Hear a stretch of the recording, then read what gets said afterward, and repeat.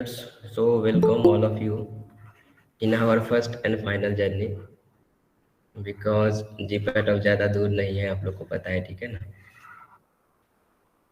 तो अपना फर्स्ट भी है और फाइनल भी है, ठीक। अच्छे से फोड़ेंगे। बिफोर स्टार्टिंग आप लोग का फर्स्ट लेक्चर है। मेरा नाम है राकेश।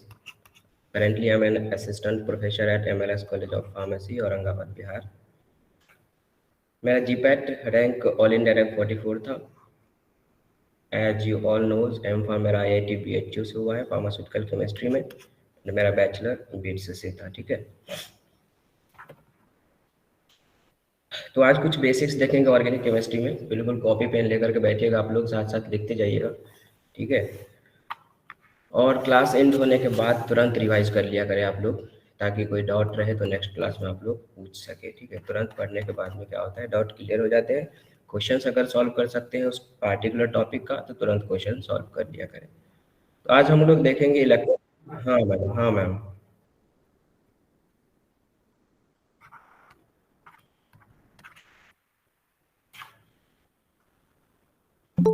देखिए, सबसे पहले electrophile.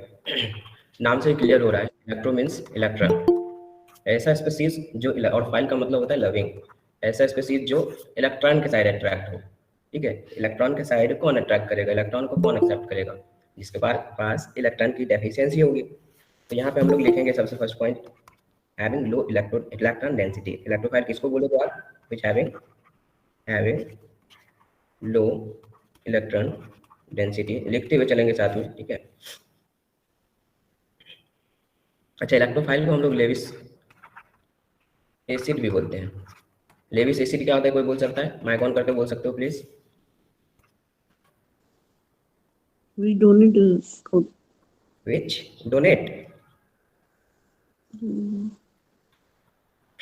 accept which accept electron. yeah which accept pair of electron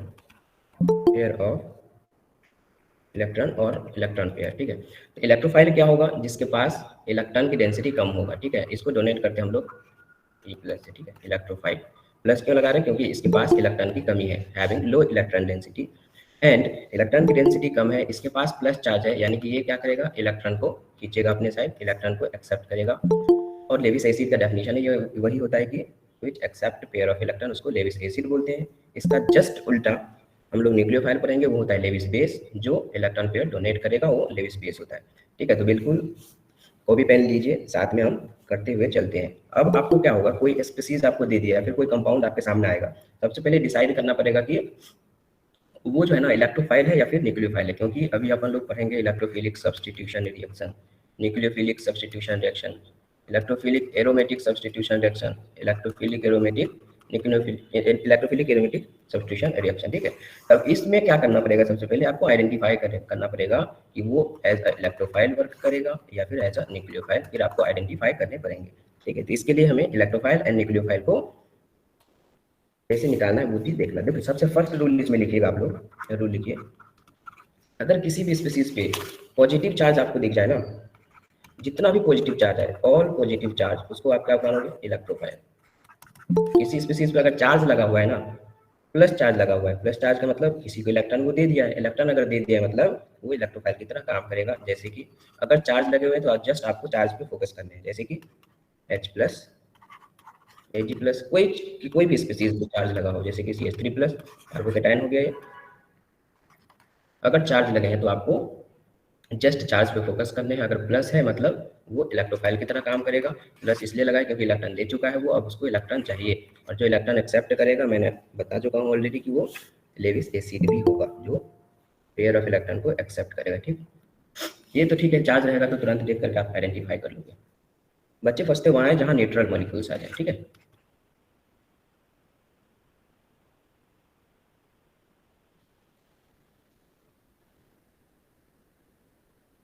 CO नहीं दिख रहा, तो किसी को पता हो तो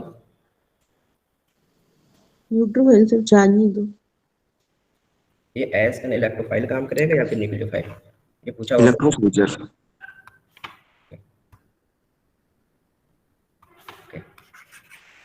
हम देखते हैं इसको बाद में। पहले न्यूट्रल मॉलिक्यूल्स के लिए कुछ रूल्स लिखिए।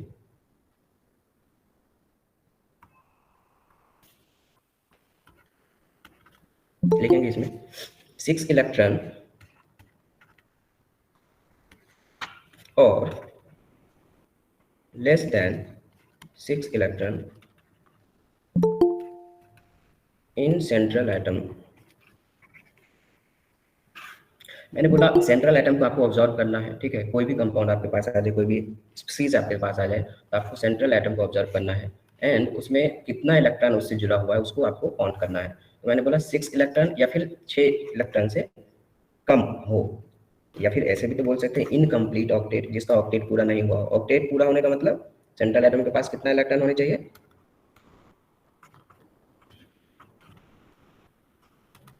ऑक्टेट पूरा होने के लिए सेंट्रल एटम के पास कितना इलेक्ट्रॉन होना चाहिए?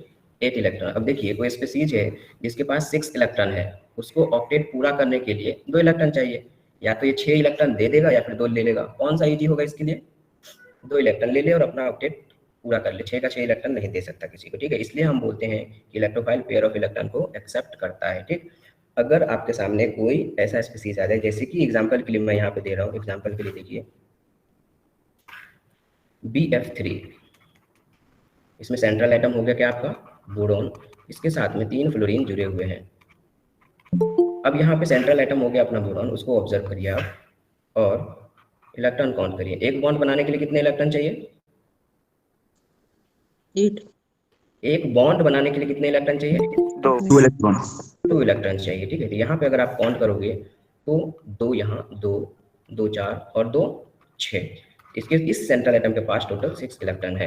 अगर 6 इलेक्ट्रॉन आपको सेंट्रल एटम के पास मिल जाए, मतलब आपको तुरंत क्लिक हो जाना चाहिए कि वो एज एन इलेक्ट्रोफाइल वर्क करेगा, वो एज एन इलेक्ट्रोफाइल वर्क करेगा। दूसरा एग्जांपल लीजिए, जैसे कि AlCl3, इसमें एल्यूमिनियम सेंट्रल एटम हो जाएगा, इसके साथ 3 क्लोरीन लगे हुए हैं। ये भी, इसके पास भी टोटल कितने इलेक्ट्रॉन है? सेंट्रल एटम है 6 इलेक्ट्रॉन। ऐसे आपको कैलकुलेट करने हैं कि वो इलेक्ट्रोफाइल की तरह काम करेगा या फिर न्यूक्लियोफाइल की तरह काम करेगा, ठीक है। अब कार्बीन किसको पता है? तो कार्बीन बताओ क्या होता है? What is carbene? And reaction intermediate. Free radical. No no no, carbene क्या होता है मैं ये पूछ रहा हूँ।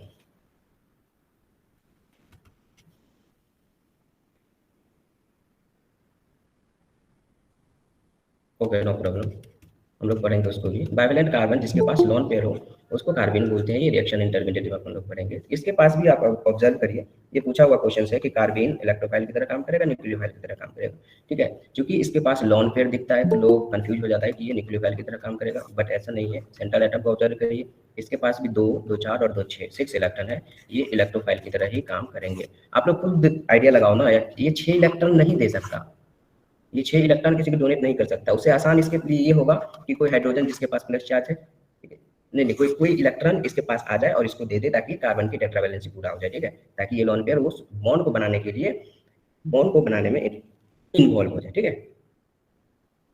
आप लोग निकाल पाओगे इलेक्ट्रोफाइल क्या?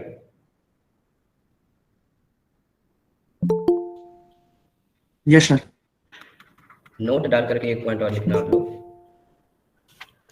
ये तुरंत क्लिक हो जाएगा आपको। If 2 or more electronegative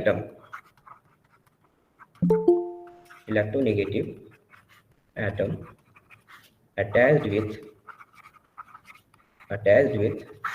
central atom, मैंने ये बोला अगर 2 या 2 से ज्यादा इलेक्ट्रोनेगेटिव एटम सेंट्रल एटम से अटैच्ड हो तो याद रखना वो स्पीसीज ऑलवेज इलेक्ट्रोफाइल की तरह काम करेगा, इलेक्ट्रोफाइल की तरह बिहेव करेगा वो सेंट्रल एटम आपका, ठीक है। क्योंकि जैसे कि देखिए CO2, अभी मैंने आपसे पूछा था CO2 इलेक्ट्रोनेगेटिव एटम क्या होता है बताइए कोई? इलेक्ट्रोनेगेटिव एटम क्या होता है कोई बताइए? Electronegative atom sir phone call होता है FONCL। Electronegative atom which Negative charge. withdraw electron, जो अपने साइड इलेक्ट्रॉन को खींचे। जैसे कि आप में से किसी ने बोला फोन कॉल, FONCL, ठीक है, क्लोरीन, ऑक्सीजन, नाइट्रोजन, क्लोरीन, ऐसा कुछ दिखे आपको, ये होता है अपना इलेक्ट्रोनेगेटिव एटम, इलेक्ट्रोनेगेटिव एटम। अब आप लोग यहाँ पे CO2 को ऑब्जर्व करो, कार्बन, डबल बॉन्ड हो, डबल बॉन्ड हो। अब कार्बन के साथ में देखिए दो दो ऑक्सीजन लगे हुए हैं। ऑक्सीजन क्या है आपके, इलेक्ट्रोनेगेटिव एटम। ये क्या करेंगे, इलेक्ट्रॉन को अपने साइड खींचेंगे, ठीक है। इलेक्ट्रॉन को अपने साइड खींचेंगे तो इस पे पार्शियली पॉजिटिव चार्ज डेवलप होगा, इसलिए ये इलेक्ट्रोफाइल की तरह काम करेगा। अब दूसरे स्पीशीज ले लीजिए, जैसे कि AlCl3 अपन ने अभी देखा, ठीक है। AlCl3 में भी 3 इलेक्ट्रोनेगेटिव एटम जुड़े हुए हैं, ठीक है। तो यहाँ से आपको ये एक पॉइंट याद रखना है, अगर 2 या 2 से ज्यादा इलेक्ट्रोनेगेटिव एटम आपको सेंट्रल एटम से जुड़ा हुआ दिख रहा है, मतलब वो इलेक्ट्रोफाइल की तरह ही काम करेगा, ठीक है, इलेक्ट्रोफाइल की तरह ही काम करेगा।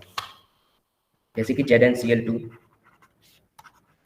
इसके साथ भी 2 इलेक्ट्रोनेगेटिव एटम जुड़े हुए हैं। अगर इलेक्ट्रोनेगेटिव एटम आपको दिख रहा है 2 या 2 से ज्यादा लगे हुए हैं, मतलब वो इलेक्ट्रोफाइल की तरह ही काम करेगा। आई थिंक इलेक्ट्रोफाइल आप लोग डिसाइड कर पाओगे कि कब होगा, ठीक है। SO3 बताओ क्या होगा, SO3, SOCl2, SOCl2 का नाम बताओ कोई, क्या है ये, SOCl2 का नाम बताइए आप लोग। Thionyl chloride. थायोनाइल क्लोराइड, ठीक है। बताओ ये दोनों इलेक्ट्रोफाइल की तरह काम करेगा या फिर न्यूक्लियोफाइल।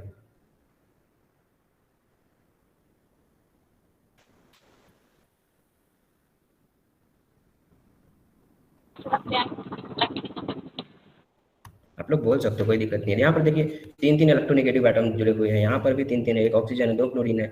मतलब यहाँ से तुरंत वो वाला पॉइंट याद रखिए, अगर इलेक्ट्रोनेगेटिव एटम से 2 या 2 से ज्यादा दिख रहे हैं, मतलब वो इलेक्ट्रोफाइल की तरह ही काम करेगा, ठीक है, इलेक्ट्रोफाइल की तरह ही काम करेगा। और इलेक्ट्रोफाइल का काम क्या है, इलेक्ट्रॉन को अपने साइड अट्रैक्ट करना, क्योंकि प्लस चार्ज इसके पास। प्लस चार्ज क्यों है, क्योंकि या तो किसी को दे दिया होगा, इसलिए इसको अब चाहिए, ठीक है।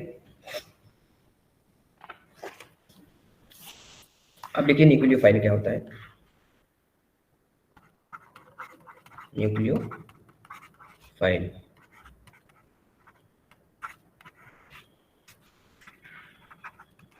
लेविस बेस भी बोलते हैं इसको।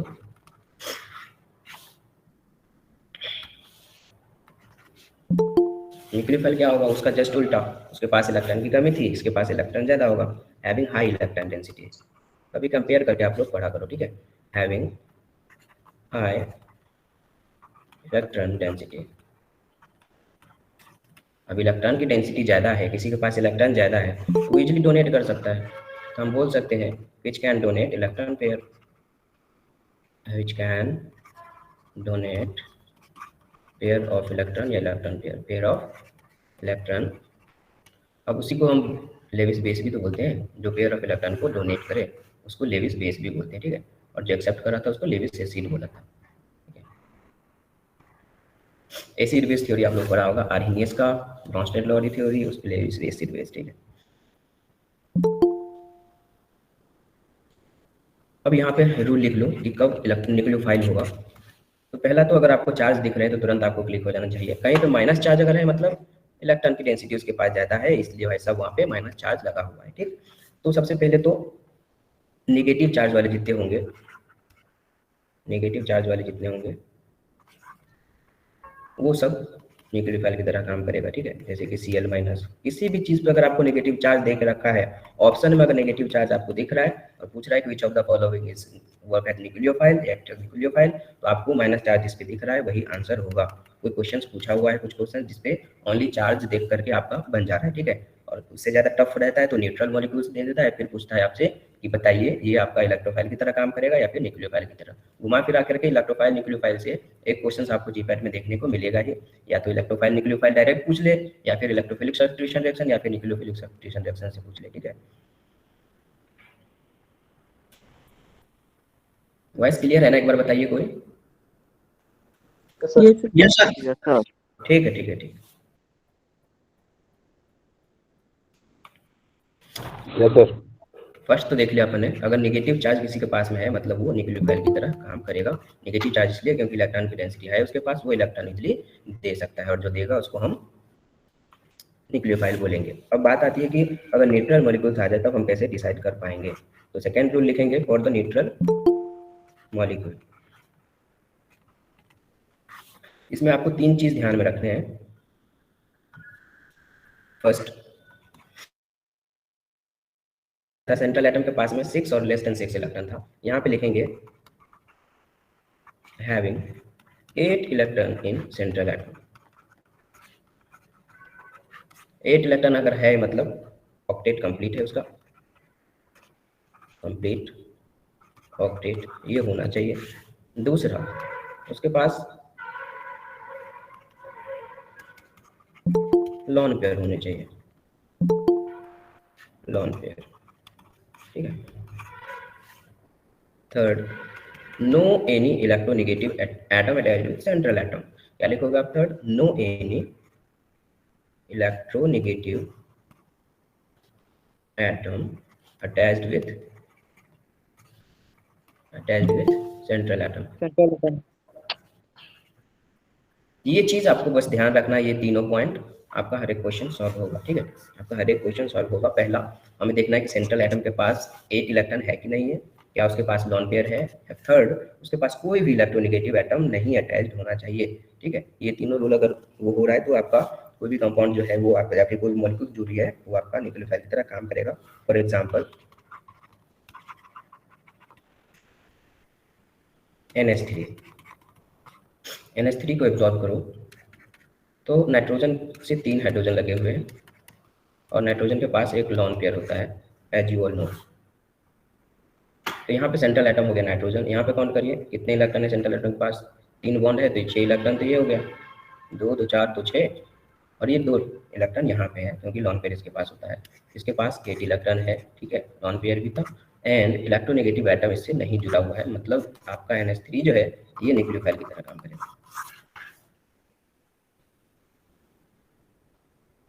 ठीक है। अब यहीं से एक क्वेश्चन पूछा जा चुका है, ठीक है, जीपैट में, कि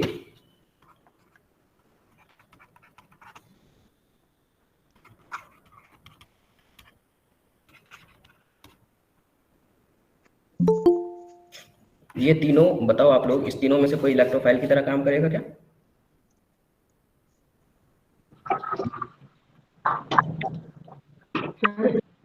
एमीन थर्ड वाला सर, एमीन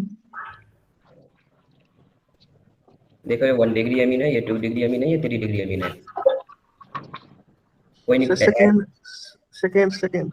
सेकेंड इलेक्ट्रोफाइल की तरह काम करेगा। No sir.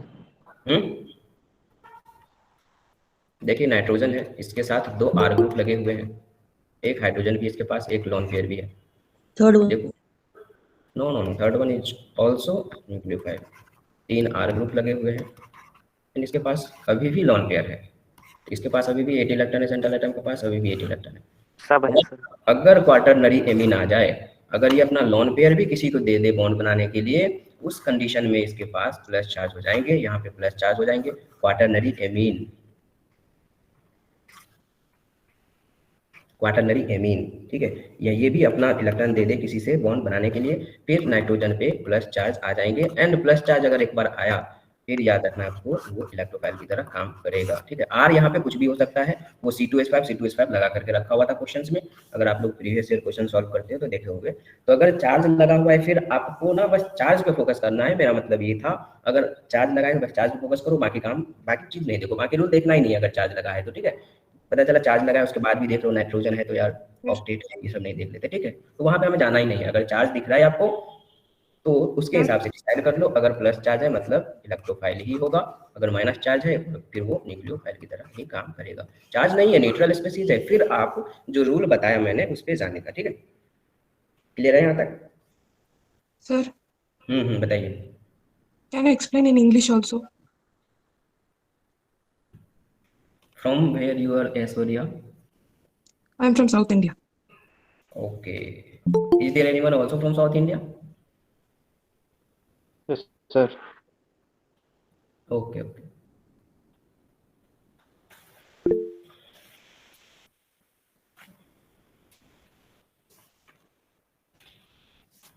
Are you unable to understand, Aishwarya?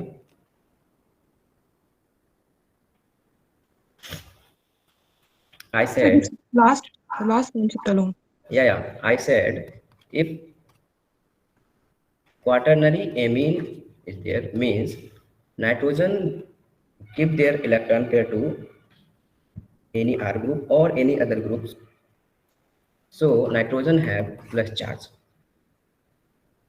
अगर आपको प्लस चार्ज दिख रहे हैं, if you have seen any charges, then you just have to focus on charge. If you see plus charge means it act as electrophile. If minus charge, then it will act as nucleophile.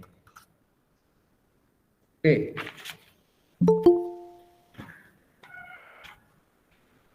चलो आगे बढ़ते हैं. देखो हिंदी में परेशानी किसी को और समझ में आ रहा है सबको? 1 or 2 student is from South India.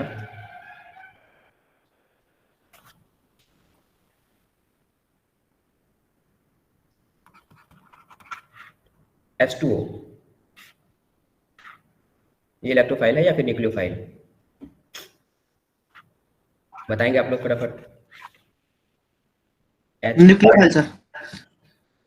Nucleophile.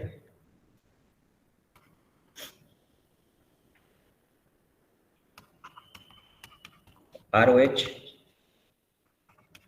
ROR, H2O के जैसा ही है ना, H2S, RSH, ये सब आपके न्यूक्लियोफाइल की तरह काम करेगा. आप काउंट करो इसमें सेंट्रल एटम के पास इलेक्ट्रॉन कितना है, तो ऑक्टेट होगा, मतलब 8 इलेक्ट्रॉन होगा. कोई इलेक्ट्रोनेगेटिव एटम्स नहीं जुड़ा हुआ इसके साथ. ठीक है. लोन पेयर भी ऑक्सीजन के पास पता है 2 लोन पेयर होता है आप लोग को. सल्फर के पास भी 2 लोन पेयर होता है. ठीक है. तो ये सब अगर आ जाए आपके सामने, मतलब ये सब न्यूक्लियोफाइल की तरह काम करेगा. It acts as an nucleophile. ठीक है. Nucleophilic centre. NF3 आप लोग बताइए, इलेक्ट्रोफाइल है या न्यूक्लियोफाइल? आप लोग लिखते जाना क्योंकि हर एक क्वेश्चन पूछा जा चुका है ये सब. ठीक है. Electrophile sir. NF3 very good. कौन बोला अभी? नाम बताएंगे प्लीज. सर अनुज सिंह. ठीक है. NF3 देखो नाइट्रोजन के साथ में 3 इलेक्ट्रोनेगेटिव एटम जुड़े हुए हैं. अगर ऐसा कुछ दिखे तो आपको जस्ट इलेक्ट्रोनेगेटिव एटम पे फोकस करना है, मतलब वो इलेक्ट्रोफाइल की तरह काम करेगा. क्यों? इलेक्ट्रोनेगेटिव एटम का काम क्या है? जो सेंट्रल एटम है ना, उससे इलेक्ट्रॉन को खींचना. ये इलेक्ट्रॉन को विथड्रॉ करेगा टुवर्ड्स इलेक्ट्रोनेगेटिव एटम. ठीक है. इलेक्ट्रॉन विथड्रॉ कर लेगा अपने साइड, मतलब इस पे पार्शियली पॉजिटिव चार्ज डेवलप करेगा, इसलिए ये इलेक्ट्रोफाइल की तरह ये काम करता है. नोट डाल करके लिखिएगा. Double bond, triple bond and benzene. कहीं देखिए तो इन सब के पास ना हाई इलेक्ट्रॉन डेंसिटी होती है. High electron density specially benzene के पास में, मतलब ये न्यूक्लियोफाइल की तरह ही काम करेगा. ठीक है. देख लीजिए, ये न्यूक्लियोफाइल की तरह काम करेगा. ठीक है. ग्रिग्नार्ड रिएजेंट क्या होता है, कोई बताएंगे? Nucleophile sir. ग्रिग्नार्ड रिएजेंट होता क्या है? What is Grignard reagent? RMGX. RMGX. Grignard reagent का जो R है ना, ये न्यूक्लियोफाइल की तरह भी काम करता है. ठीक है. ये लोग आप लोग लिख लीजिएगा. ऑल ऑर्गेनोमेटेलिक कंपाउंड और ऑर्गेनोमेटेलिक कंपाउंड न्यूक्लियोफाइल. जो R है ना इसमें, R वो न्यूक्लियोफाइल की तरह ही काम करता है, क्योंकि RMGX मेटल और हैलाइड के बीच में हमेशा होता है आयनिक बॉन्ड. ठीक है. और R मेटल और R ग्रुप के बीच में होता है कोवलेंट बॉन्ड. ठीक है. आयनिक बॉन्ड स्ट्रांग होता है, इसलिए पहले टूटेगा कोवलेंट. जब आप इसको तोड़िएगा तो हमेशा याद रखिएगा मेटल पे, चाहे कोई भी मेटल हो जाए, उस पर हमेशा पॉजिटिव चार्ज ही होता है. तो यहाँ प्लस चार्ज लगते हैं, R पे माइनस चार्ज लगते हैं. ठीक है. अब R पे माइनस चार्ज लगा, मतलब ये याद रखिएगा न्यूक्लियोफाइल की तरह काम करेगा. मैंने बोला अगर चार्ज है किसी स्पीसीज के ऊपर में तो आपको चार्ज को फोकस करना है, मतलब ये भी न्यूक्लियोफाइल की तरह काम करेगा. ठीक है. जब ऑर्गेनोमेटेलिक कंपाउंड हम पढ़ेंगे तो इसको डिटेल में देखेंगे. ठीक है. ग्रिग्नार्ड रिएजेंट लिख लीजिए जिनको नहीं पता.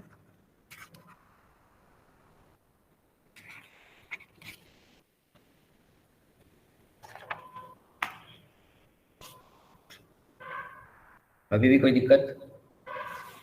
इलेक्ट्रोफाइल न्यूक्लियोफाइल आइडेंटिफाई कर पाओगे ना आप लोग? सर.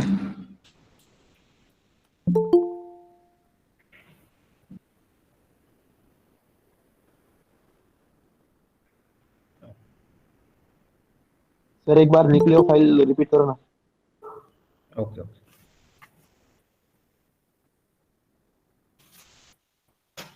देखिए न्यूक्लियोफाइल क्या होगा? एज आई ऑलरेडी सेड, जिसके पास इलेक्ट्रॉन की डेंसिटी हाई होगी, हैविंग हाई इलेक्ट्रॉन डेंसिटी।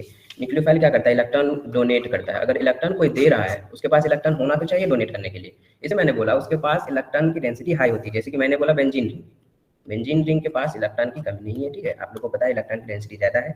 ये जो आपका डबल बॉन्ड दिख रहा है ना, ये डिलोकलाइज होते रहता है क्योंकि ये कंजुगेशन में, ठीक है, आप लोग को पता होगा। तो इसके पास इलेक्ट्रॉन की डेंसिटी वैसे ही ज्यादा है, ये क्या करेगा, इजीली इलेक्ट्रॉन दे सकता है, किसी के साथ बॉन्ड बना सकता है, ठीक है। अगर आप, मैंने इसमें फर्स्ट पॉइंट क्या बोला, अगर निगेटिव चार्ज कहीं दिख रहा है, माइनस चार्ज का मतलब होता है इलेक्ट्रॉन उसके पास ज्यादा है, क्योंकि इलेक्ट्रॉन क्या होता है, उसके पास माइनस चार्ज होता है, इसलिए माइनस चार्ज अगर दिखे कहीं, मतलब इलेक्ट्रॉन उसके पास ज्यादा है, वो इलेक्ट्रॉन दे सकता है, इसलिए वो न्यूक्लियोफाइल की तरह काम करेगा। आप लोग फंसते कहाँ हो, जहाँ पे न्यूट्रल मॉलिक्यूल है, जैसे कि मैंने CO2, जैसे कि CO2 तो इलेक्ट्रोफाइल था, ठीक है, NH3 आ गया या फिर ऐसा कुछ आ गया, CH3OH दे दिया आपको, ठीक है, CH3OH, ठीक है, मेथेनॉल दे दिया। इस कंडीशन में आपको क्या करने पड़ेंगे, सेंट्रल एटम को ऑब्जर्व करने पड़ेंगे। यहाँ पे सेंट्रल एटम क्या है, ऑक्सीजन। ऑक्सीजन के पास देखिए मैंने क्या बोला, इसके पास एक इलेक्ट्रॉन होना चाहिए, सेंट्रल एटम के पास में लोन पेयर होना चाहिए, और कोई भी electronegative atoms, no any electronegative atom attached with central atom. You have to just focus on central atom, then आप कैलकुलेट करेंगे कि इलेक्ट्रॉन कितने हैं उसके पास। यहाँ पर देखिए 2 तो इसके पास था, 2 इसके पास, 4 हो गया, और 2 लोन पेयर है, मतलब टोटल 8 इलेक्ट्रॉन है इसके पास। कोई भी इलेक्ट्रोनेगेटिव एटम जुड़े नहीं है, एंड इसके पास लोन पेयर भी है, मतलब ये न्यूक्लियोफाइल की तरह काम करेगा। आपको बस ये 3 पॉइंट याद रखने हैं, 8 इलेक्ट्रॉन होना चाहिए, यानी कि ऑक्टेट कंप्लीट होने चाहिए, लोन पेयर होनी चाहिए, एंड कोई भी इलेक्ट्रोनेगेटिव एटम नहीं अटैच होना चाहिए। अगर इलेक्ट्रोनेगेटिव एटम्स आया मतलब इलेक्ट्रॉन खींच लेगा, प्लस चार्ज डेवलप होगा, एंड प्लस चार्ज डेवलप हुआ मतलब वो इलेक्ट्रोफाइल की तरह काम करेगा, ठीक है। Okay, thank you sir. Clear ना? Is there any doubt? किसी को डाउट हो कुछ तो पूछिए।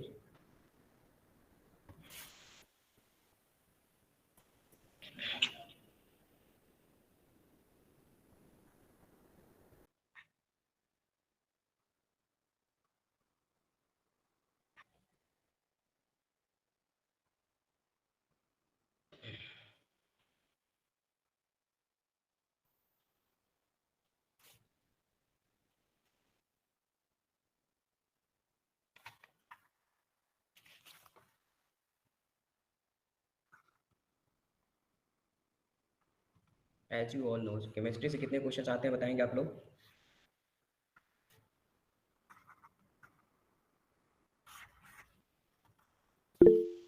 एनटी वालों ने बोल के रखा हुआ है कि केमिस्ट्री से मैं 38 क्वेश्चंस पूछूंगा, including medicinal chemistry, organic chemistry, inorganic chemistry.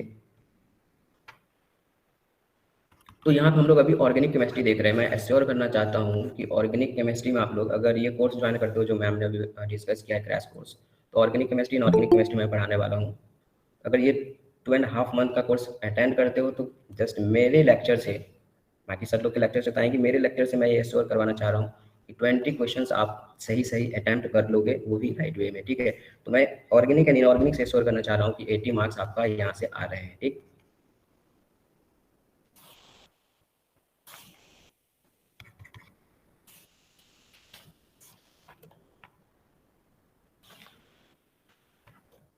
चलो देखते हैं अपन aromaticity.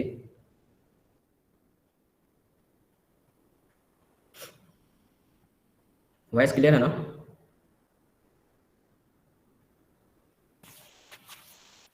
Yes sir. Yes sir. Okay, लिखते जाएंगे साथ में। एरोमेटिसिटी, यहाँ से भी एक क्वेश्चन गैप करके आता है, ठीक है। एक क्वेश्चन हर एक साल आता है, एक साल गैप करके आते ही रहता है एरोमेटिसिटी से। हमें इसमें पढ़ना है एरोमेटिक क्या होता है, कब डिसाइड करेंगे एरोमेटिक है कोई कंपाउंड या फिर क्या है aromatic, anti aromatic and non aromatic.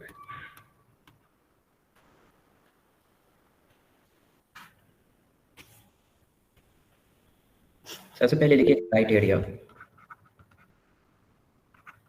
Criteria for aromaticity. कौन कौन सी क्राइटेरिया अगर कोई कंपाउंड फुलफिल कर रहा है तो आप उसको एरोमेटिक बोलोगे, कौन कौन से क्राइटेरिया फुलफिल करेगा तो उसको एंटी एरोमेटिक बोलोगे, और किसको नॉन एरोमेटिक। मोबाइल देखिए तुम माइक।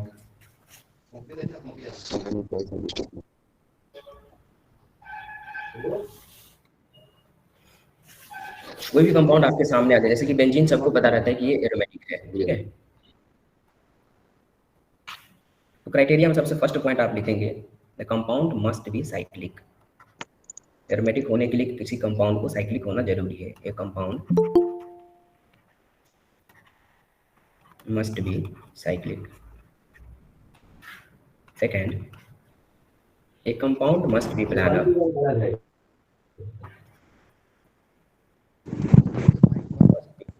प्लानर क्या होता है बताएंगे कोई? sp2 sp2 हाइब्रिडाइज्ड होना चाहिए, हर एक हाइब्रिडाइज्ड। हाइब्रिडाइजेशन पढ़े हो आप लोग? हाइब्रिडाइजेशन पढ़े हो आप लोग? ठीक है, जिसको नहीं पता सिंपल लिख लो एक लाइन यहाँ पे, बाकी डिटेल में देखेंगे। हाइब्रिडेशन निकालने का फॉर्मूला क्या होता है? Number of sigma bond plus lone pair. Lone pair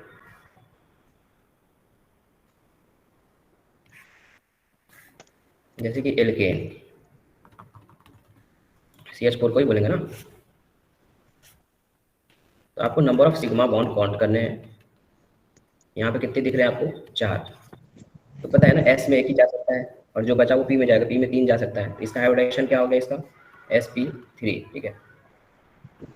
अगर ये 4 आए मतलब हाइब्रिडाइजेशन इसका क्या होगा? sp3। अगर ये 3 आए मतलब उसका sp2। अगर 2 आए मीन्स sp, ठीक है। sp2 आपको एल्कीन में देखने को मिलेंगे, एल्कीन।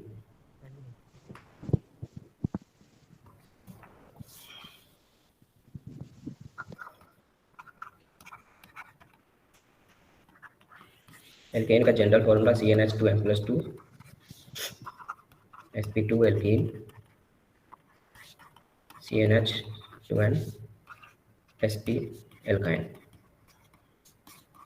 CnH2n-2। जैसे कि यहाँ पे एग्जांपल दिया मैंने, CH4 कार्बन के साथ 4 सिग्मा बॉन्ड है, मतलब एक S में जाएगा, 3 P में जाएगा, sp3। अगर एल्कीन है जिसके पास डबल बॉन्ड है,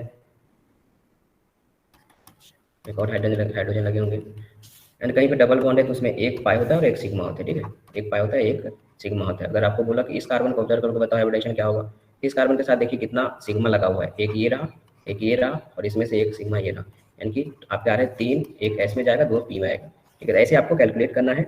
sp2 का शेप होता है ट्राइगोनल प्लानर, वही बोला मैंने कि प्लानर होना चाहिए, ठीक है। वही मैंने यहाँ पे बोला कि प्लानर होना चाहिए, कंपाउंड मस्ट बी प्लानर, यानी कि sp2 हाइब्रिडाइजेशन होना चाहिए, ठीक है।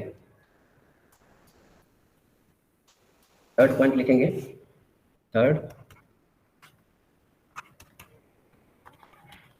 a compound must be in conjugated system। conjugated system, conjugation पढ़ा है आप लोग? रेजोनेंस नहीं पढ़ा होगा, ठीक है। कंजुगेशन क्या होता है, कोई बता सकता है?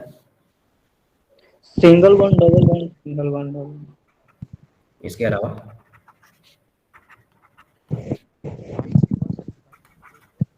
Double bond, single bond, double bond, single bond, ये तो है। इसके अलावा लिगेटिव चार्ज लॉन्ग पेयर।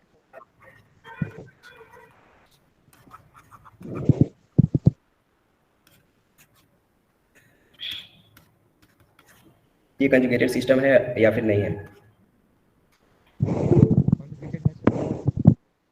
नहीं, ये कंजुगेटेड सिस्टम है या नहीं है? यस सर, ये है। नो सर, ये थर्ड वाला है। और बाकी दो?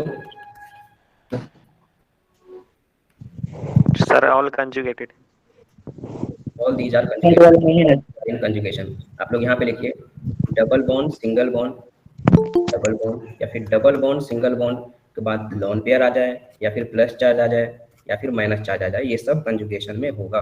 या तो double bond, single bond, double bond, जैसे कि बेंजीन में देखो ये डबल है, उसके बाद सिंगल था, double single, double single, double single, ये तो बेंजीन हो गया। अब यहाँ पर देखिए डबल सिंगल के बाद माइनस चार्ज आ रहा है, ठीक है। डबल सिंगल के बाद माइनस चार्ज आ रहा है, ये भी अपना कंजुगेटेड सिस्टम है, ठीक है। यहाँ पर भी डबल सिंगल के बाद प्लस आ रहा है, डबल सिंगल के बाद प्लस आ रहा है, ये भी कंजुगेटेड सिस्टम है। अगर डबल सिंगल के बाद लॉन पेयर आए, या फिर डबल सिंगल के बाद प्लस चार्ज आए, या फिर डबल सिंगल के बाद माइनस चार्ज आए, ये सब कंजुगेटेड सिस्टम होगा, ठीक है। तो कंजुगेशन आप निकाल पाओगे ना, ये चीज ध्यान रखना, बस ये लास्ट लाइन यहाँ से निकल जाएगा कोई भी कंजुगेटेड सिस्टम में है या फिर नहीं है, ठीक है। जैसे कि फॉर एग्जाम्पल पैरोल का स्ट्रक्चर अगर मैं बनाऊँ, तो ऐसा होता है, ठीक है। 5 मेंबर होता है, इसके पास एक लोन पेयर होता है, ठीक है। ये कंजुगेटेड सिस्टम में है कि नहीं है, आप लोग पढ़ा होगा पायरोल फ्यूरिन थायोफिन, ये कंजुगेटेड सिस्टम में ये है कि नहीं है, बताएंगे आप लोग। यस सर है सर। क्योंकि डबल सिंगल के बाद लोन पेयर आ रहा है, नाइट्रोजन अटैच्ड है, नाइट्रोजन के पास लोन पेयर होता है, एज यू ऑल नो, ठीक है। तो आप लोग को क्या चेक करना है, सबसे पहले कोई भी कंपाउंड साइक्लिक है कि नहीं है। अगर आ जाए एरोमेटिसिटी निकालने के लिए तो ऊपर का ये तीनों पॉइंट आपको देखना पड़ेगा, क्या कंपाउंड साइक्लिक है, क्या कंपाउंड प्लानर है तो टिक लगाओ, आगे बढ़ो। थर्ड देखना है आपको कि कंपाउंड कंजुगेटेड सिस्टम है कि नहीं है, मतलब कंजुगेशन प्रेजेंट है कि नहीं है, ठीक है। अगर ये तीनों फुलफिल कर रहा होगा देन आपको नेक्स्ट जाना है फोर्थ पॉइंट पे, जो कि फाइनल पॉइंट है अपना। हकल्स रूल के बारे में आप लोग जानते होंगे, मस्ट फॉलो। सर हाँ सर, अगर जैसे डबल बॉन्ड फिर सिंगल बॉन्ड फिर डबल बॉन्ड हो तो कंजुगेटेड के अंदर आएगा सिस्टम? हाँ आएगा, क्यों नहीं आएगा, मैंने यही बोला ना यहाँ पे, डबल के बाद सिंगल, उसके बाद फिर से डबल, फिर से सिंगल, डबल सिंगल, ये चलते रहेगा तो ये भी कंजुगेशन में, ठीक है। ये सबको पते रहते हैं, ठीक है। जैसे कि benzene double single double single double single, ठीक। Must follow Huckel's rule. Huckel एक साइंटिस्ट था, उन्होंने एक रूल दिया था कि अगर किसी पार्टिकुलर कंपाउंड के पास पार्टिकुलर पाई इलेक्ट्रॉन होना चाहिए तभी वो एरोमेटिक होगा। उन्होंने बोला था, उन्होंने एक रूल दिया था 4n+2 पाई इलेक्ट्रॉन का, 4n+2, बिल्कुल ध्यान से देखेंगे, इसको लिखते हुए चलेंगे, पाई इलेक्ट्रॉन। उन्होंने बोला कि 4n+2 पाई इलेक्ट्रॉन अगर किसी कंपाउंड के पास हो और ऊपर का तीनों रूल फॉलो कर रहा हो, साइक्लिक भी हो, प्लानर भी हो, कंजुगेशन में भी हो, देन वो कंपाउंड आपका एरोमेटिक होगा। वेयर यहाँ पे n जो है ना इंटीग्रल नंबर है, ठीक है। n 0 1 2 3 4 5 6 आप लेते जाइए, बस आपको पाई इलेक्ट्रॉन यहाँ पे काउंट कर लीजिए एक बार। अगर आपने n के जगह पे 0 रखा, 4:0+2, तो यहाँ पे पाई इलेक्ट्रॉन कितने आ रहे हैं, ये तो 0 हो जाएंगे पूरे, 2 बचा तो 2, ये पाई इलेक्ट्रॉन, ठीक। 4:2 अगर 1 रखा तो कितना हो रहा है, 4+2 6 पाई इलेक्ट्रॉन। अगर यहाँ पे 2 रखा तो 10 पाई इलेक्ट्रॉन, 3 रखा तो 14, ठीक है। यहाँ से आपके क्वेश्चन बन जाएंगे।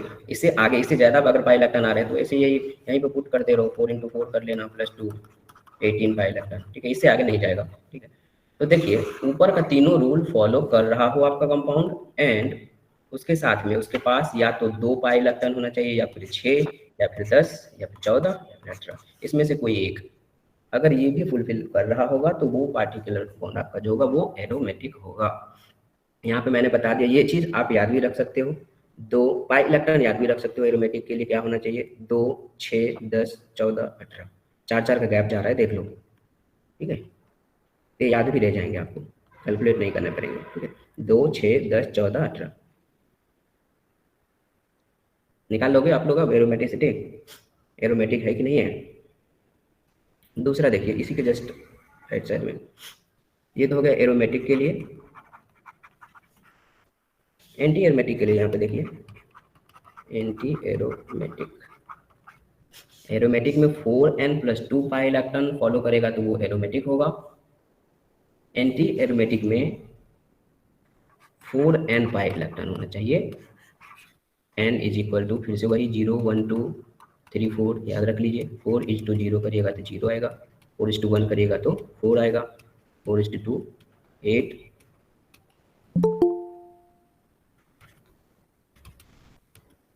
अगर पाई इलेक्ट्रॉन 4, 8, 12, 16, 4, 8, 12, 16 ये आ जाना, इतना पाई इलेक्ट्रॉन आ रहा है और ऊपर का तीनों रूल फॉलो होना चाहिए, साइक्लिक भी होना चाहिए, प्लानर भी होना चाहिए, कंजुगेशन में भी होना चाहिए, देन वो कंपाउंड आपका एंटी एरोमेटिक होगा। अब एग्जांपल से हम लोग समझते हैं इसको, ठीक है। एग्जांपल से समझते हैं, बिल्कुल ध्यान से देखिएगा इसको। एक एग्जाम्पल मैं यही लिख रहा हूँ,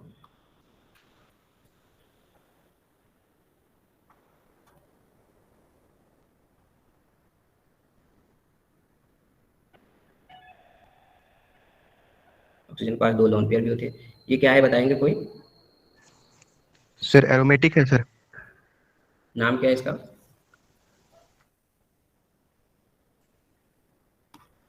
फ्यूरान नाम है सर। हाँ फ्यूरैन है, ठीक है। अब देखो बाकी लोग देखो, यहाँ पे सबसे पहले तो साइक्लिक है, ऐसे क्लिक कर लिया करो कि ऐसे सॉल्व किया करो क्वेश्चन, ठीक है। साइक्लिक है कि नहीं, अगर है तो टिक लगाओ। उसके बाद देखना कंजुगेशन में है क्या। देखो यहाँ पे डबल सिंगल के बाद लोन पेयर आ रहा है, इधर भी डबल सिंगल के बाद लोन पेयर आ रहा है, डबल सिंगल के बाद डबल आ रहा है, मतलब ये तो कंजुगेशन में है। अगर याद रखिए एक पॉइंट यहाँ पे लिखिएगा, अगर लोन पेयर, बिल्कुल ध्यान से ये पॉइंट लिख लीजिए आप लोग, यहाँ पे मैं स्ट्रक्चर बना रहा हूँ, यहाँ पे मैं स्ट्रक्चर बना रहा हूँ। अगर लोन पेयर आपका कंजुगेशन में पार्टिसिपेट कर रहा हो, if lone pair participate in conjugated system, then आप उस लोन पेयर को पाई इलेक्ट्रॉन काउंट करोगे, पाई इलेक्ट्रॉन काउंट करोगे, पाई इलेक्ट्रॉन काउंट करोगे। मैंने क्या बोला, अगर लोन पेयर कंजुगेशन का हिस्सा हो, देखो यहाँ पे कंजुगेशन लोन पेयर को लेकर के ही आप पूरा किए हो ना, यहाँ पे कंजुगेशन को लेकर के ही, तो ये क्या होगा, डिलोकलाइज्ड होगा, लोन पेयर यहाँ पे डिलोकलाइज्ड होगा, ठीक है, याद रखना, ठीक है। ये जब रेजोनेंस या मेसोमेरिक इफेक्ट पढ़ेंगे ना, वहाँ पे डिटेल में देखने वाले हैं, रेजोनेंस या मेसोमेरिक इफेक्ट में ये डिटेल में देखने वाले हैं, ठीक है। तो ये आपको याद रखने अभी, अगर लोन पेयर जैसे कि पायरोल हो गया, फ्यूरिन हो गया, थायोफिन हो गया, इस सब में देखने को मिलेगा आपको कि उसके पास लोन पेयर है और वो उसको लगा करके आप इसका कंजुगेशन पूरा हुआ है, मतलब ये डिलोकलाइज्ड होगा, डिलोकलाइज्ड होगा तो उस लोन पेयर को आप पाई इलेक्ट्रॉन में काउंट करोगे। अब यहाँ पे पाई इलेक्ट्रॉन काउंट करके बताओ कितने आ रहे हैं।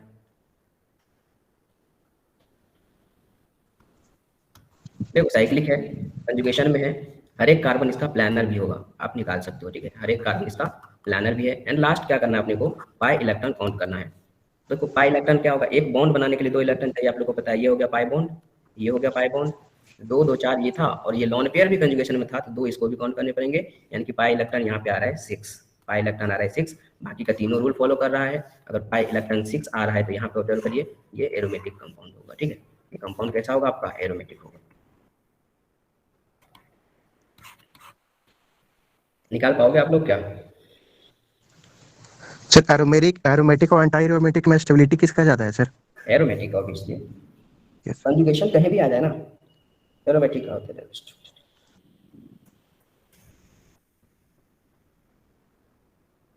देखो एक एग्जांपल और देखते हैं।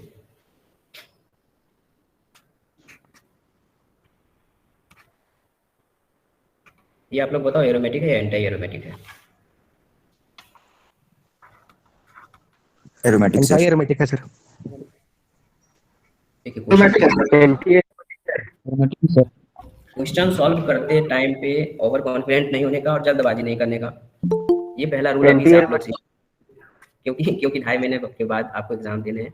बिल्कुल देखिए आपको आता है बहुत अच्छा है, लेकिन जल्दबाजी में क्वेश्चन गलत होता है, ठीक है। यहाँ पे बस आपको जस्ट 20 सेकंड देना है इस क्वेश्चन को। 20 सेकंड में क्या देखना है, कंजुगेशन में है। एरोमेटिक है सर। हाँ हाँ देखिए यहाँ पे पाई इलेक्ट्रॉन आप लोग काउंट करिए, देखिए कंजुगेशन में सिंगल प्लस है, तो पाई इलेक्ट्रॉन यहाँ पे अगर काउंट करोगे तो 4 ही आ रहे हैं, क्योंकि यही 2 डबल बॉन्ड दिख रहे हैं। यहाँ पे तो लॉन पेयर है नहीं जो पार्टिसिपेट करता है इसके साथ, ये तो प्लस चार्ज है, इसको खुद को चाहिए भाई साहब इलेक्ट्रॉन, ये कहाँ से देगा कंजुगेशन में इलेक्ट्रॉन, ठीक है। तो टोटल पाई इलेक्ट्रॉन इसके पास है 4, और जिसके पास 4 8 12 16 पाई इलेक्ट्रॉन हो उसको हमने एंटी एरोमेटिक बोला था, एंटी एरोमेटिक बोला था। यहाँ पर देखिए 4 वाला किस में था, एंटी एरोमेटिक में था। यहीं पे मैंने अगर ऐसा देता है स्ट्रक्चर, इसके पास मैं लोन पेयर डाल के रखता या फिर माइनस चार्ज डाल के रखता, देन क्या होता, anti aromatic. Aromatic sir. Aromatic sir. बिल्कुल एरोमेटिक होगा सर। यहाँ पर देखिए अब ये तो कंजुगेशन में है, देखिए साइक्लिक भी है, कंजुगेशन में भी है, प्लानर भी आप लोग निकालिएगा, निकल जाएगा। अब हमें काउंट करना है पाई इलेक्ट्रॉन, उसके लिए आपको देखना है कि देखिए कंजुगेशन का हिस्सा है आपका ये इलेक्ट्रॉन पेयर, या फिर जो माइनस चार्ज है वो, ठीक है, क्योंकि इसके पास इलेक्ट्रॉन है, ये कंजुगेशन में पार्टिसिपेट कर सकता है, इसलिए ये कंजुगेशन में पार्टिसिपेट करेगा। अगर कोई लोन पेयर कंजुगेशन में पार्टिसिपेट कर रहा है, एज आई ऑलरेडी सेड, आप उसको किस में काउंट करोगे, पाई इलेक्ट्रॉन में काउंट करोगे। तो पाई इलेक्ट्रॉन इसके पास 2 2 4 तो पहले से था, और 2 लोन पेयर कंजुगेशन का पार्ट है तो ये हो जाता है, यानी कि 6 पाई इलेक्ट्रॉन इसके पास होगा, यानी कि आपका ये कंपाउंड जो है वो एरोमेटिक होगा।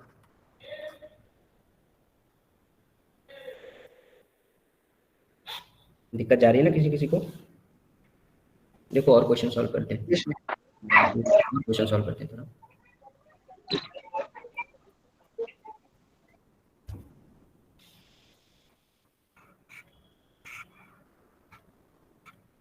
ये बता दो एरोमेटिक या एंटी एरोमेटिक? एरोमेटिक है sir. Anti aromatic. Anti aromatic. Anti aromatic है सर, एंटी एरोमेटिक। एरोमेटिक है सर। Non aromatic. 10 लोग हो 10 तरीके का जवाब दे रहे हो तुम लोग, समझ। Anti aromatic sir. Anti aromatic है सर। एंटी है सर, एंटी है। जस्ट कैलकुलेट क्योंकि 4 पाई इलेक्ट्रॉन है सर।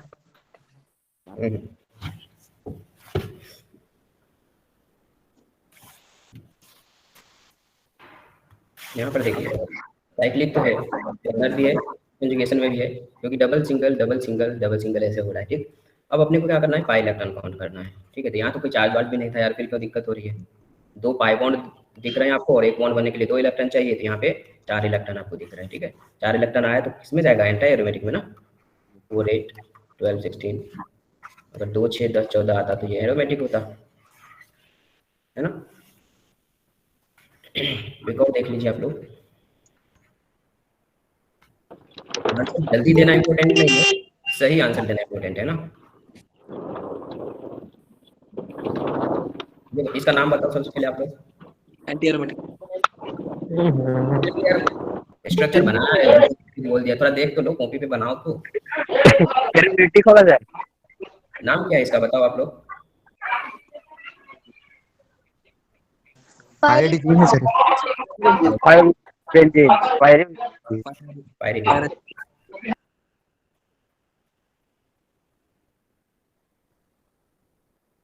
अब यहाँ पे देखो साइक्लिक भी है, प्लानर भी होगा, कंजुगेशन में भी होगा। अब याद रखो ये डबल बॉन्ड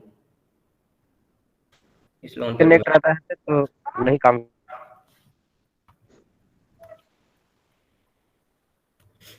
यहाँ पे एक पॉइंट हमेशा के लिए याद रखिएगा पूरे ऑर्गेनिक केमिस्ट्री के लिए, अगर आपका lone pair, if a lone pair is connected with double bond, then ये कभी डीलोकलाइज नहीं करेगा यहाँ से, ये यही का यही बैठा हुआ रहेगा, क्योंकि डबल बॉन्ड से कनेक्टेड है। हमेशा याद रखिएगा अगर डबल बॉन्ड के साथ लॉन पेयर कनेक्टेड है ना, तो वो डीलोकलाइज नहीं होगा। अगर डीलोकलाइज नहीं होगा, देखो ना इस लॉन पेयर को लेकर के नहीं इसका कंजुगेशन पूरा था, वैसे ही डबल सिंगल से ही पूरा था। यहाँ पर देखो double single double single double single, वैसे इसका कंजुगेशन जो है ना ये सेटिस्फाई हो रहा है, कंजुगेटेड सिस्टम ऐसे ही है। लॉन पेयर याद रखना डबल बॉन्ड से अगर कनेक्टेड है तो वो डीलोकलाइज नहीं होगा। अगर लॉन पेयर डीलोकलाइज नहीं हो रहा है तो उसको आप पाई इलेक्ट्रॉन काउंट नहीं करोगे, क्योंकि मैंने क्या बोला था, जब लॉन पेयर आपका डीलोकलाइज करता, जब लॉन पेयर आपका कंजुगेशन में पार्टिसिपेट करता, देन आप उसको उस लॉन पेयर को पाई इलेक्ट्रॉन में काउंट करोगे। जैसे कि पायरिडीन वाला एग्जांपल, ठीक है, ये लॉन पेयर ना ये कंजुगेशन में पार्टिसिपेट कर रहा था, डीलोकलाइज हो रहा था, इसलिए इसको मैंने पाई इलेक्ट्रॉन में काउंट किया था, इसलिए इसको पाई इलेक्ट्रॉन बोला। लेकिन ये लॉन पेयर देखो ना, पायरिडीन का लॉन पेयर ये डबल बॉन्ड से डायरेक्टली कनेक्टेड है, इसलिए डीलोकलाइज नहीं होगा। बेसिसिटी में आप लोग पढ़ोगे, अगर कोई लॉन पेयर डबल बॉन्ड के साथ कनेक्टेड होगा तो उसकी बेसिसिटी बढ़ जाती है, क्योंकि इलेक्ट्रॉन डेंसिटी वहां पे बढ़ जाती है, प्लस एक्सेप्ट करने की उसकी जो एबिलिटी है वो बढ़ जाती है। ठीक है, ये पॉइंट आप लोग याद रखेंगे। अब यहाँ पे पाई इलेक्ट्रॉन काउंट करिए, पाई इलेक्ट्रॉन यहाँ पे कितना आएगा, 2 2 6 और 2 2 4 और 2 6 इलेक्ट्रॉन है। मतलब पायरिडीन भी आपका क्या है, एरोमेटिक कंपाउंड है। पायरिडीन भी क्या है आपका, एरोमेटिक है।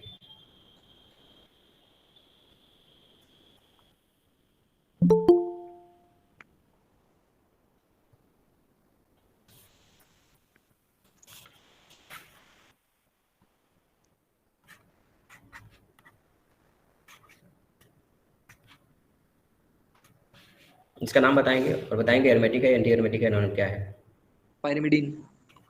पायरिमिडीन। ठीक है,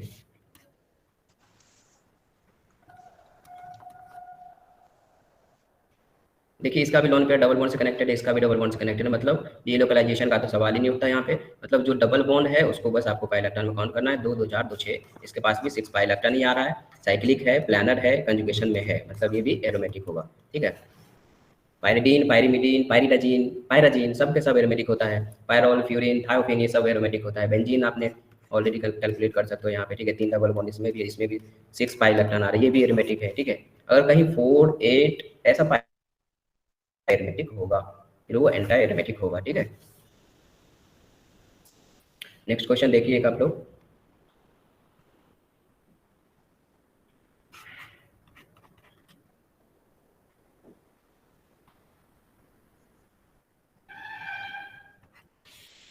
ये क्या है, प्ले स्ट्रक्चर ये किसका है, ये बताओ, नाम बताओ,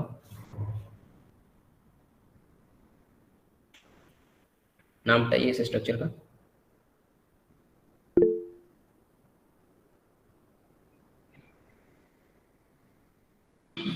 इंडोल।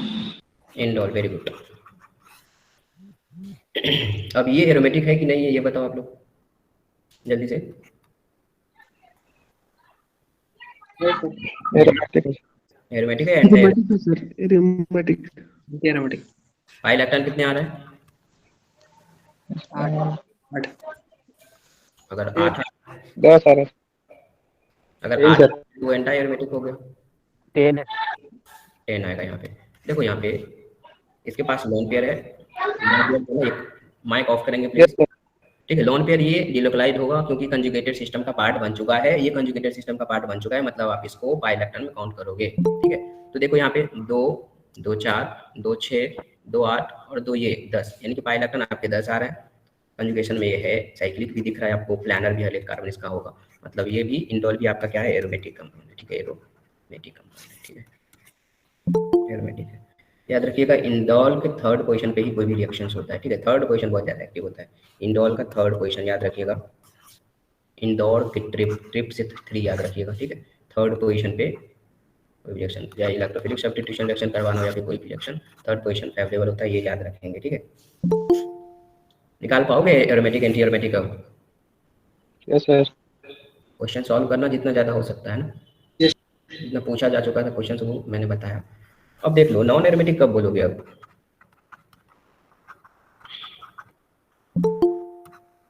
अगर ऊपर का थर्ड रूल जो मैंने बताया ना, ऊपर का तीनों रूल क्या था, साइक्लिक था, प्लानर था या फिर कंजुगेशन था। ठीक है, अगर इस तीनों में से कोई एक रूल भी फॉलो नहीं करेगा ना कोई कंपाउंड, इस तीनों में से कोई एक भी फॉलो नहीं करेगा, मतलब वो नॉन एरोमेटिक होगा, नॉन एरोमेटिक होगा। ठीक है, अगर इस तीनों में से कोई एक भी रूल फॉलो नहीं करा, या तो प्लानर नहीं होगा, या फिर कंजुगेशन में नहीं होगा, या तो साइक्लिक नहीं होगा। ओपन चेन कभी भी एरोमेटिक नहीं होगा। ठीक है, इसलिए साइक्लिक होना जरूरी है। प्लानर के अलावा कुछ भी रहे, प्लानर मतलब sp2 हाइब्रिडाइजेशन निकलना चाहिए हर एक कार्बन केवल को। ठीक है, कंजुगेशन में तो रहना ही चाहिए। अगर इसमें से कोई भी एक फुलफिल नहीं हो रहा है, मतलब वो कंपाउंड आपका नॉन एरोमेटिक हो जाएगा। ये बताओ क्या है? ये नॉन एरोमेटिक है सर। नॉन एरोमेटिक है, क्यों? क्योंकि ये Yes, कंजुगेशन में है, कॉन्जुगेशन में नहीं है सर। सिंगल अगेन सिंगल, ये कंजुगेशन में भी नहीं है, कंजुगेशन में नहीं है, तो इसका इस पोजीशन को ऑब्जर्व करो, sp3 हाइब्रिडाइजेशन होगा इसका, है ना। sp3 भी हो गया, कंजुगेशन में भी नहीं है, मतलब ये कंपाउंड अपना नॉन एरोमेटिक है। ठीक है, एरोमेटिक है। बस ये 3 रूल में से कोई एक भी नहीं फॉलो करे ना, तो आपको ध्यान रखना है कि वो नॉन एरोमेटिक ही होगा। चाहे कभी कभी ओपन चेन भी देकर के रखेगा आपको, सिंगल बॉन्ड कर देगा, फिर डबल, फिर सिंगल, फिर डबल। ओपन अगर दिख रहा है फिर भी वो एरोमेटिक नहीं हो सकता, क्योंकि साइक्लिक नहीं है। ऐसे करके आप क्वेश्चन आई थिंक सॉल्व कर सकते हो। ठीक है,